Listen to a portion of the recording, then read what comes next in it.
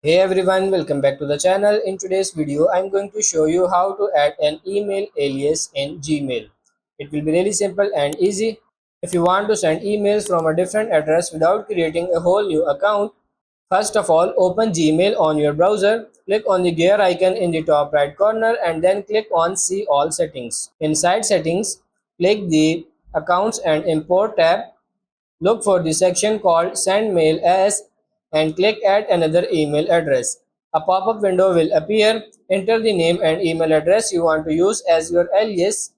Uncheck Treat as an alias if you want to keep the inboxes separate, or leave it checked if you want all emails in one place. Gmail will send a verification code to your new alias email.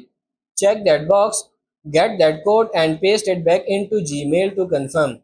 When you compose a new email, click the form field and select your alias address to send from it.